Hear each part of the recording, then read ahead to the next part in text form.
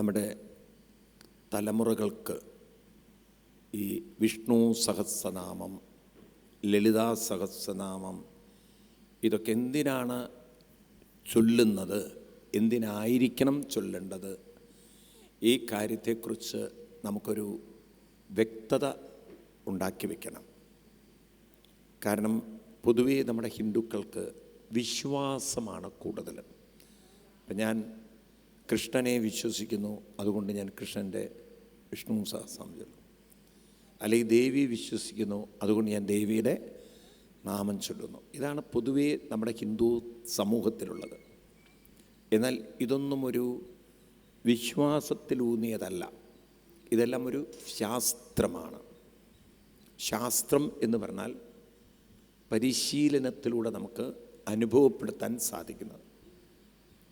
അപ്പം എന്താണ് ഈ വിഷ്ണു സഹസ്രനാമം ചൊല്ലുന്നത് അല്ലെങ്കിൽ ലളിതാ സഹസ്രനാമം ചൊല്ലുന്നതുകൊണ്ടുള്ള ഗുണം? ഇതൊക്കെ എന്തിനാണ്? ഇപ്പോൾ വിഷ്ണു സഹസ്രനാമം രാവിലെ ചൊല്ലാൻ പറഞ്ഞു, ലളിതാ സഹസ്രനാമം ഇതൊക്കെ എന്തിനാണ് ഇങ്ങനെയൊക്കെ വെച്ചിരിക്കുന്നത്?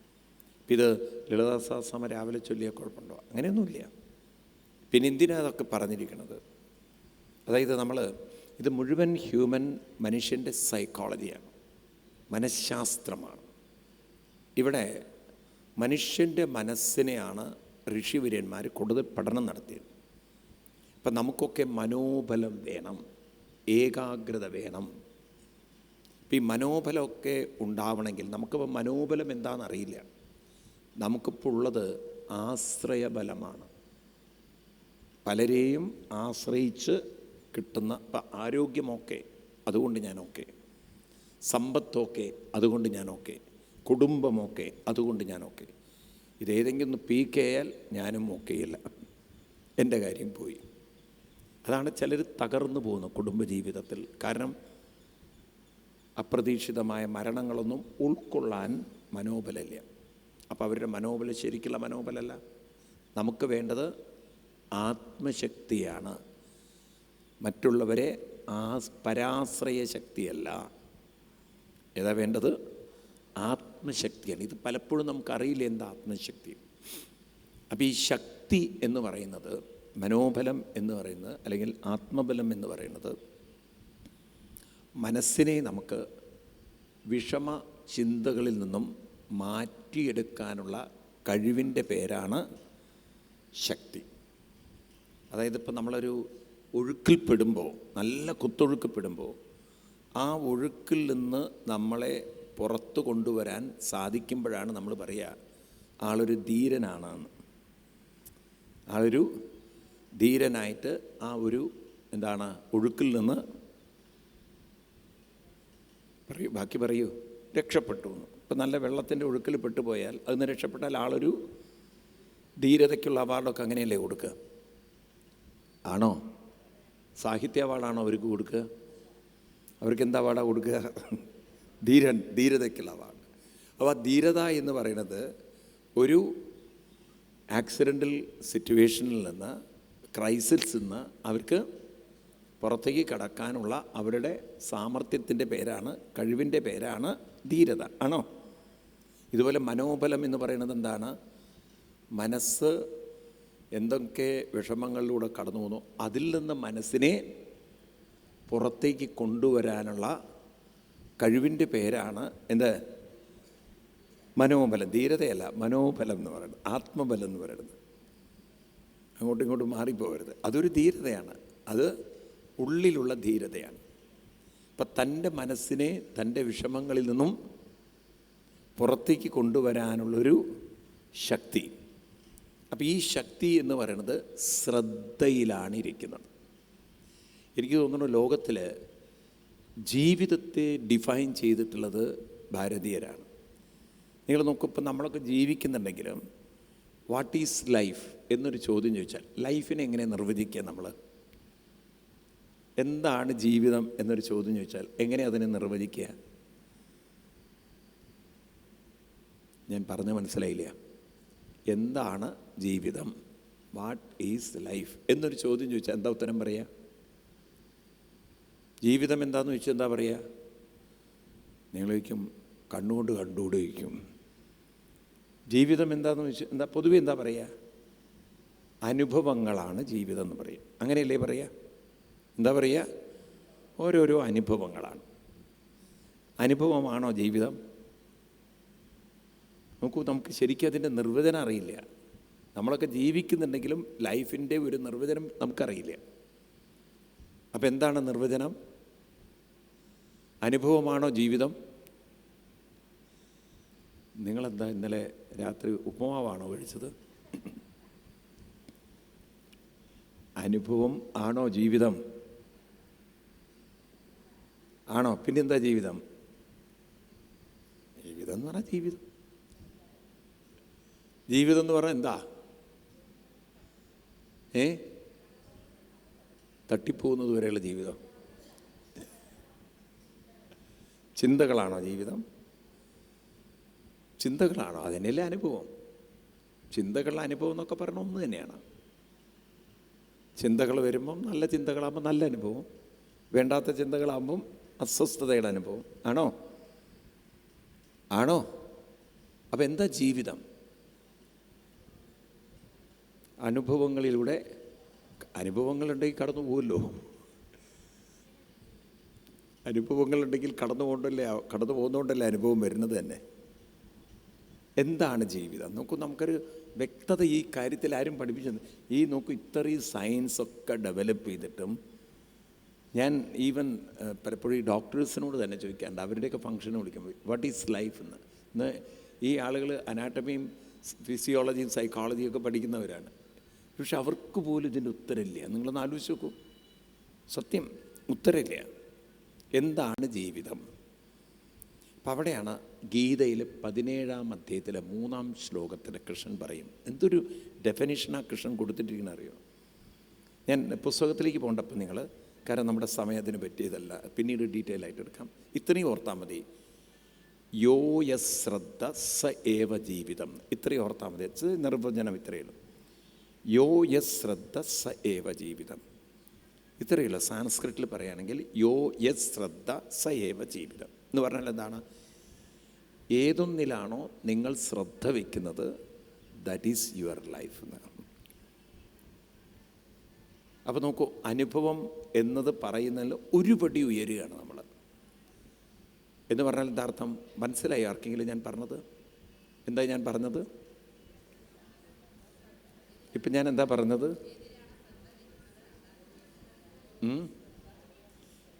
ഏതൊന്നിലാണോ ശ്രദ്ധ, അതാണ് ജീവിതം.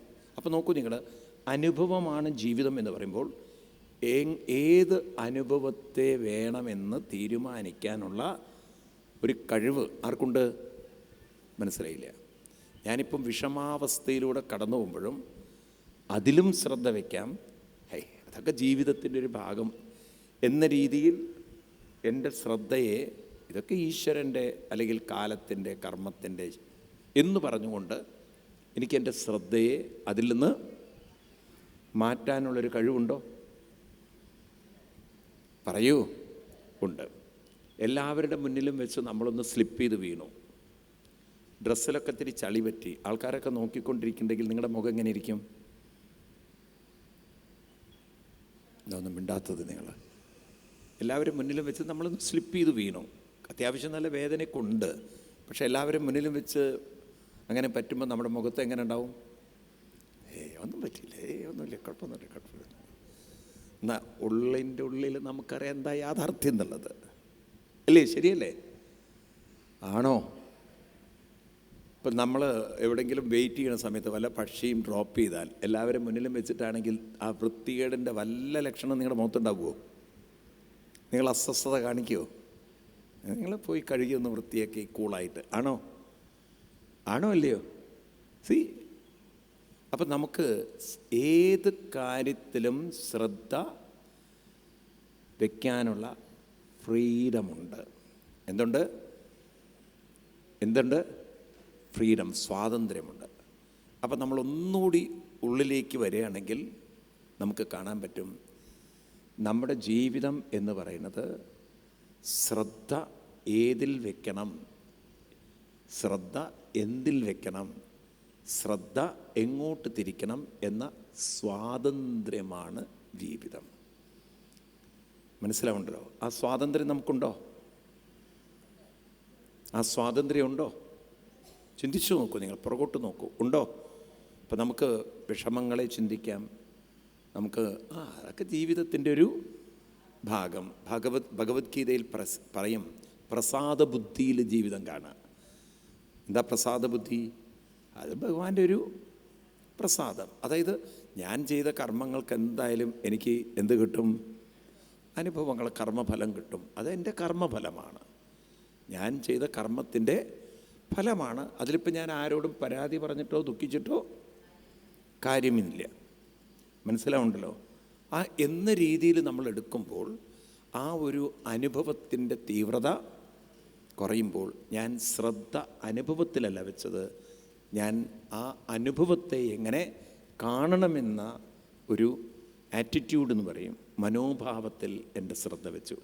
ഈ ഫ്രീഡം മനുഷ്യർക്കുണ്ടോ? പറയൂ. ഈ ഫ്രീഡം നമ്മുടെ ഉള്ളിൽ തെളിഞ്ഞു കിട്ടാനാണ് വിഷ്ണു സഹസ്രനാമം ചൊല്ലുന്നത്. ഇപ്പം ശ്രദ്ധ വിഷ്ണു സഹസ്രനാമത്തിലേക്ക് തിരിച്ച് വിടുമ്പോൾ ക്രമേണ എന്തായി?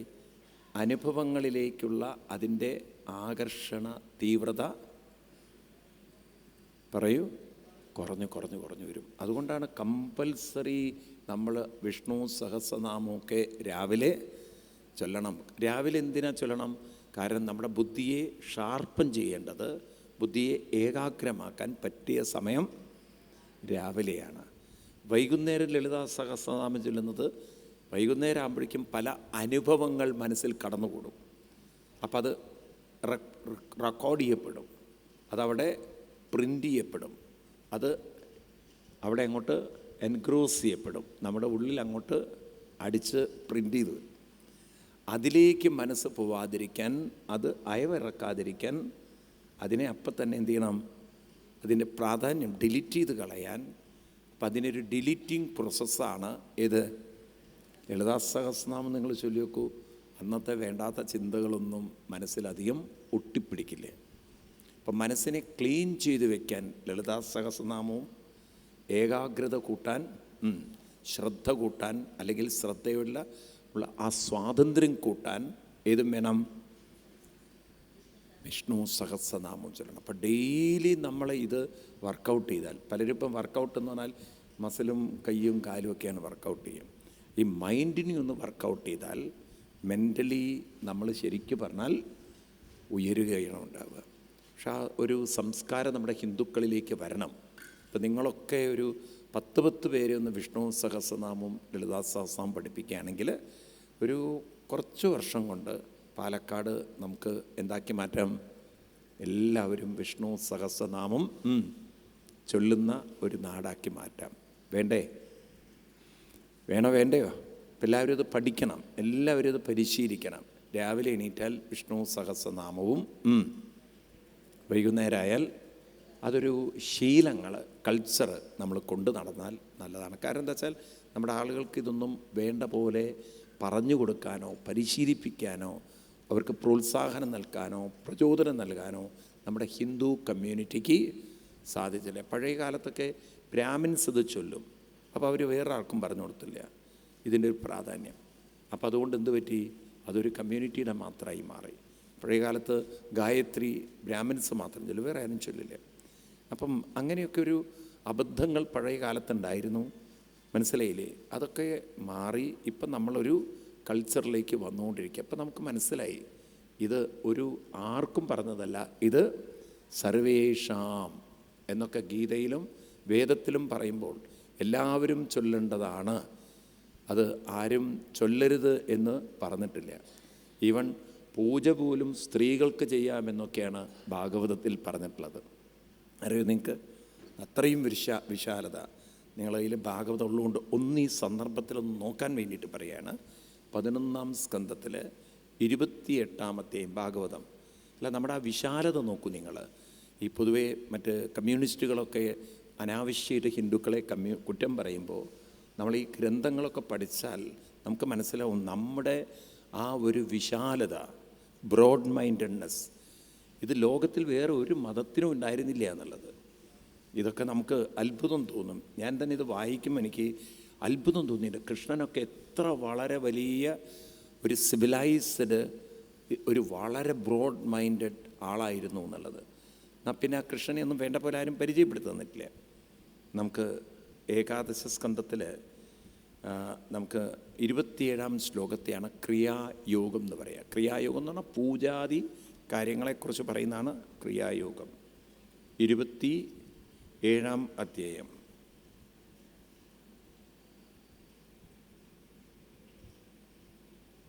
27-ാം അധ്യായം കാണുന്നുണ്ടോ നിങ്ങൾ? കിട്ടിയ എല്ലാവർക്കും? 4-ാമത്തെ ശ്ലോകം, 27 4-ാമത്തെ ശ്ലോകം ഒന്ന് അണ്ടർലൈൻ ചെയ്ത്. കാരണം നമ്മൾ ഭാരതത്തിൻ്റെ ആ വിശാല വീക്ഷണം മനസ്സിലായില്ലേ? എന്നിട്ട് നമ്മുടെ ഇടയിലാണ് നവോത്ഥാനം കൊണ്ടുവരാൻ പോണതേ. നോക്കണം നമ്മളെവിടെ ആയിരുന്നു എന്നുള്ളത്, നമ്മുടെ ആ ഒരു ദർശനം എന്തായിരുന്നു. കിട്ടിയോ? നിങ്ങൾക്ക് കിട്ടിയോ? എല്ലാവർക്കും കിട്ടിയോ? ഏതാണ് അധ്യായം? 7 27 ശ്ലോകം 4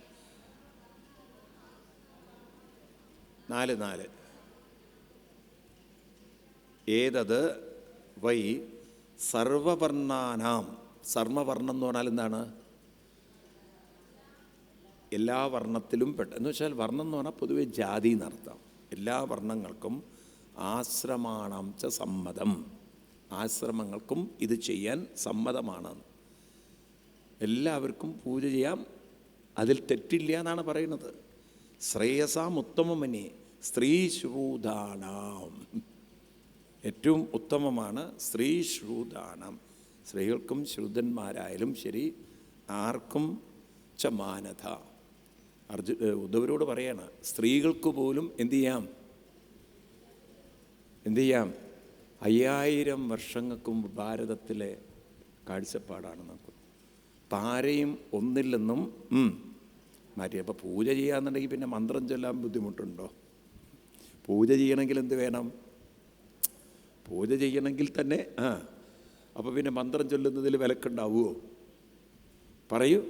അപ്പം ഇതൊക്കെ പിൽക്കാലത്ത് തെറ്റായത് പ്രചരിക്കപ്പെട്ട് അങ്ങനെയാണ് നമ്മുടെ മതത്തിന് ഒരു വളരെ അധപ്പതനം വന്നുപോയത്. അല്ലേ? ശരിയല്ലത്. ശരിക്കും പറഞ്ഞാൽ ആർക്കും വിഷ്ണു സഹസ്രനാമം ചൊല്ലാം, ലളിതാ സഹസ്രനാമം ചൊല്ലാം. പിന്നെ ഇനി നമ്മളത് പഠിപ്പിച്ചെടുക്കണം. കാരണം ഇതൊക്കെ കുറേ തെറ്റിദ്ധാരണ കൊണ്ടുണ്ടായതാണ്. നമ്മുടെ പൂർവികർ ഒന്നിൽ നിന്നും ആരെയും വിലക്കിയിട്ടില്ല. നമ്മളിടയിൽ നവോത്ഥാനം കൊണ്ടുവരേണ്ട വല്ല കാര്യമുണ്ടോ? നമ്മുടെ ഇടയിൽ നവോത്ഥാനം കൊണ്ടുവരേണ്ട വല്ല കാര്യമുണ്ടോ? നമുക്ക് ഓർമ്മപ്പെടുത്തലാണ് വേണ്ടത്. ആരെപ്പോലെ? ജാംബവാനെ പോലെ. എന്താ ജാംബവാൻ ചെയ്തത്? രാമായണത്തിലെ ജാംബവാൻ എന്താ ചെയ്തത്? ഹനുമാൻ സ്വാമിയെ ഓർമ്മപ്പെടുത്തി. പറഞ്ഞു, ഞാൻ നിന്നെ പഠിപ്പിക്കുകയില്ല, കിന്തു നതു ബോധയതി. ഞാൻ നിന്നെ പഠിപ്പിക്കുകയില്ല, ബട്ട് എന്താ ഞാൻ ചെയ്യുന്നത്? സ്മാരയതി, നിന്നെ ഓർമ്മിപ്പിക്കുകയാണ്. എന്താ ഓർമ്മിപ്പിക്കുന്നത്? നീ വായുപുത്രനാണ്. പണ്ട് 300 യോജന ചാടിയിട്ടുണ്ട്. രാമൻ അങ്കുലിയെ ഏൽപ്പിച്ചൊക്കെ നിന്നെയാണ്. അതുകൊണ്ട് ഈ ദൗത്യം ചെയ്യേണ്ടത് നീയാണ്. നിനക്കതിനുള്ള കഴിവും ശക്തിയും ഉണ്ട് എന്ന്. അപ്പോൾ ഈ ശക്തിയും കഴിവൊക്കെ ആരിലുണ്ട്? ഹനുമാൻ സ്വാമിയിലുണ്ട്. ഇതുപോലെ നമ്മുടെ ജോലി നമ്മളിലും ഓർമ്മപ്പെടുത്തണം, ഇത് മറ്റുള്ളവരെയും ഓർമ്മപ്പെടുത്തണം. എന്ന് പറഞ്ഞാൽ എന്താണ്? നമ്മളും പരിശീലിക്കണം, മറ്റുള്ളവരെയും പരിശീലിപ്പിക്കണം. മനസ്സിലായില്ലേ?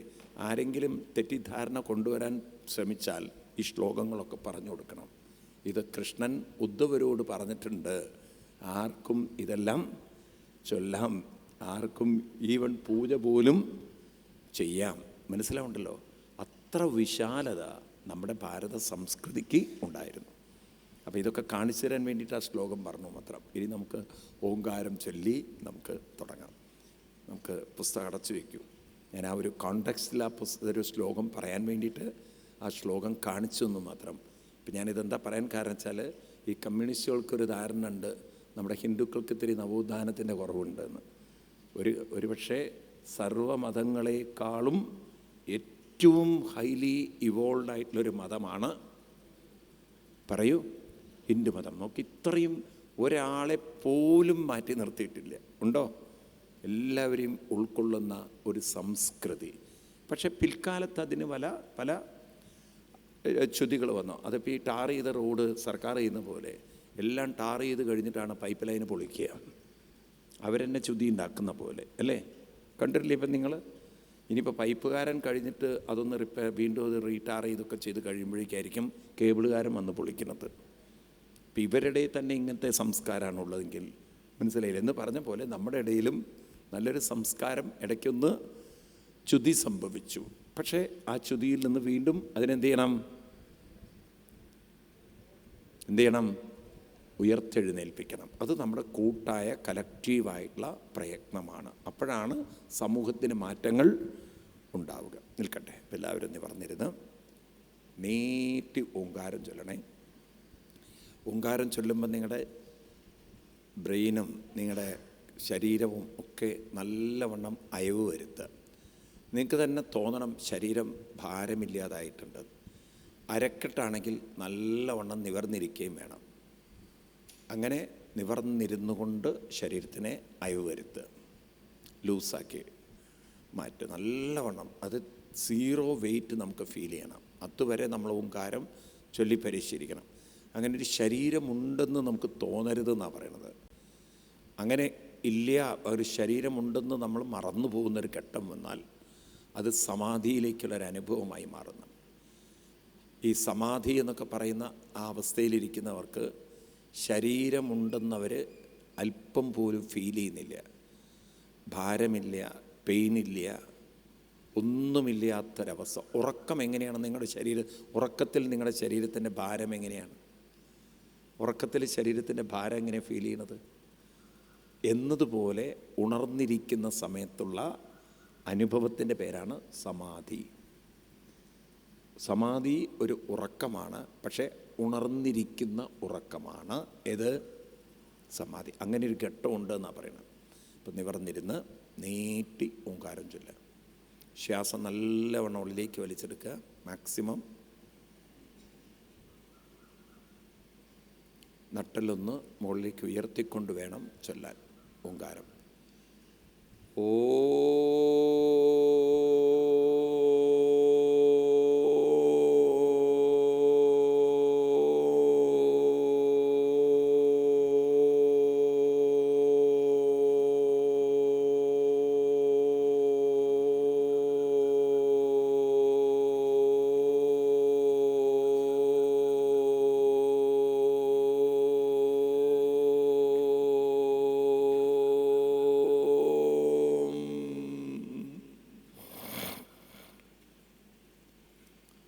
നല്ലവണ്ണം അരക്കെട്ട് ഉയർത്തിയിരിക്കുക. അരക്കെട്ട് നട്ടെല്ലെല്ലാം നല്ലവണ്ണം പൊങ്ങിയിരിക്കട്ടെ. എന്നാൽ കഴുത്തുഭാഗം, നെഞ്ചുഭാഗം, ഷോൾഡറൊക്കെ നല്ല അയവ് വരുത്തുക, ലൂസാക്കിയിരിക്കുക. ഉള്ളിലേക്ക് ശ്രദ്ധിക്കുക, നമ്മളിലേക്ക് ശ്രദ്ധിക്കുക. നമ്മളിലെ നിരീക്ഷകനെ നിരീക്ഷിക്കുക. എല്ലാം കേൾക്കുമ്പോഴും കേൾക്കുന്ന ഒരു നിരീക്ഷകൻ, കേൾക്കുന്ന ഒരു ബോധമാകുന്ന നിരീക്ഷകൻ. ശബ്ദം കേൾക്കുമ്പോൾ ശബ്ദത്തിലേക്ക് പോകരുത്, നിരീക്ഷകനെ അറിയുക. ഒരു നിരീക്ഷകനിലാണ്, ഒരു ബോധത്തിലാണ്, ഒരു സ്ക്രീനിലാണ് സീൻ എന്നത് പറഞ്ഞ പോലെ ബോധത്തിലാണ് ശബ്ദം. എവിടെയാണ് ഞാൻ ഈ ശബ്ദം കേൾക്കുന്നത്? എവിടെയാണ് ഞാൻ ഈ ഭാരം അനുഭവപ്പെടുന്നത്? എവിടെയാണ് എല്ലാം അനുഭവപ്പെടുന്നത്? ബോധത്തിലാണ്. അപ്പം ശ്രദ്ധ ബോധത്തിലേക്ക്. ബോധത്തിന് പ്രത്യേകിച്ച് രൂപമില്ലെങ്കിലും അത് നമുക്ക് ഭാവനയിലെങ്കിലും ഓർമ്മിക്കാൻ സാധിക്കുക.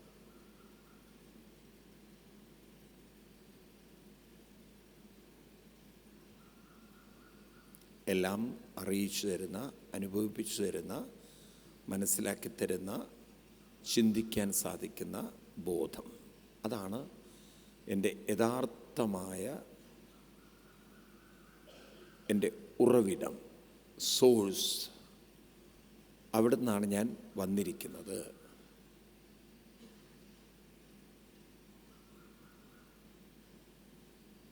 ഇത് മനസ്സിലുറപ്പിച്ചുകൊണ്ട് വീണ്ടും ശ്വാസം നല്ലവണ്ണം ഉള്ളിലേക്ക് വലിച്ചെടുക്കണം.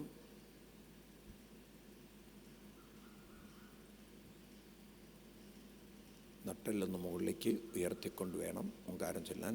എല്ലാവരും ഉറക്കെ ചൊല്ലണം. ഓ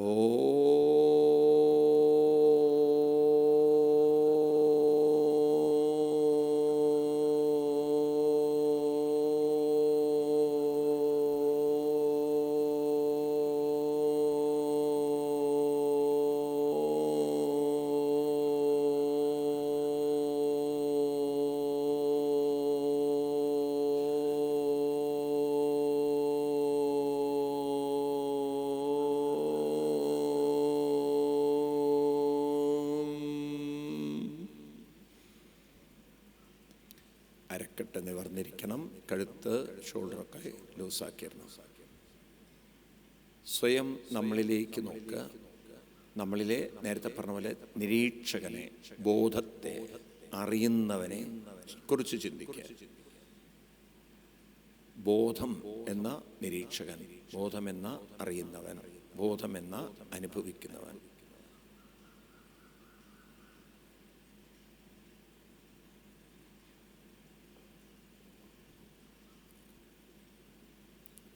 ഒരിക്കൽ കൂടി ശ്വാസം നല്ലവണ്ണം ഉള്ളിലേക്ക് വലിച്ചെടുക്കണം. നീട്ടി ഓങ്കാരം ചൊല്ലണം. ഓ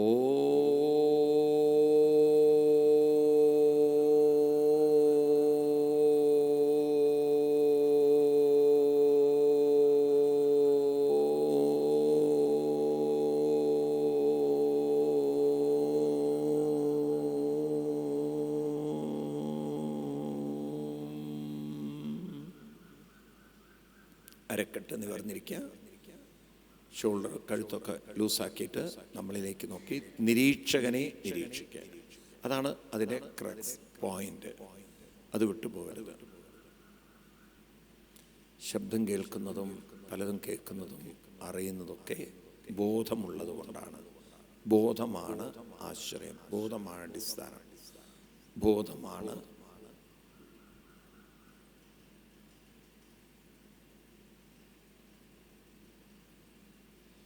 എല്ലാറ്റിനും കാരണം.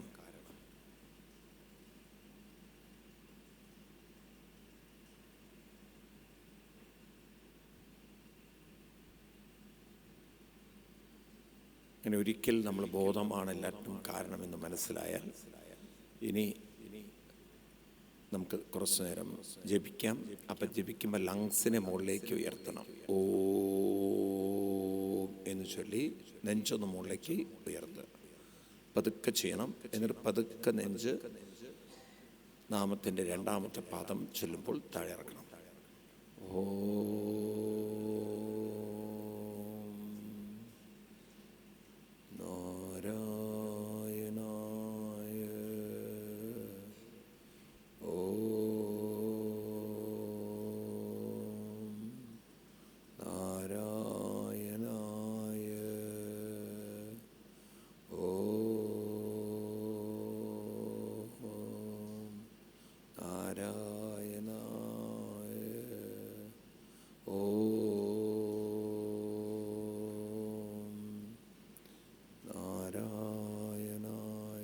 ഇങ്ങനെ എത്ര സമയം വേണോ അതിലങ്ങനെ ലയിച്ച് മുഴുകി അലിഞ്ഞ് ആസ്വദിച്ച് ആനന്ദിച്ച് നമുക്ക് ചൊല്ലാം. നമ്മുടെ സമയം ഇവിടെ കുറച്ച് കുറവായതുകൊണ്ട് ഞാൻ നേരെ ശ്ലോകങ്ങളിലേക്ക് കിടക്കുന്നു. ഏറ്റു ചൊല്ലണം. ഓം ഭൂർഭുവസ്സുവഃ തത്സവിതുർവരേണ്യം ഭർഗോ ദേവസ്യ ധീമഹി ധിയോ യോ ന പ്രചോദയാത്. ഓം ത്രയംബകം യജാമഹേ സുഗന്ധിം പുഷ്ടിവർദ്ധനം ഉർവാരുകമിവ ബന്ധനാത് മൃത്യോർമുക്ഷീയമാമൃതാത്. ഓം സഹനാവവതു സഹനോ ഭുനക്തു സഹ വീര്യം കരവാവഹൈ തേജസ്വിനാവധീതമസ്തു മാ വിദ്വിഷാവഹൈ. ഓം ശാന്തി ശാന്തി ശാന്തി. ശ്രീ ഗുരുഭ്യോ നമ. ഹരി ഓം. കൈ നല്ലവണ്ണം തിരുമി കണ്ണ് നല്ലോണം തുടയ്ക്കണം. കണ്ട് നല്ല ശക്തിയിൽ കൈയടിക്കണം. നല്ല ശക്തിയിൽ, എത്ര ശക്തി ഉപയോഗിക്കാൻ പറ്റും അത്ര. വിരലുകളൊക്കെ നല്ലവണ്ണം പെയിൻ എടുക്കണം. നമുക്ക് ആ ഒരു പെയിൻ വരണം.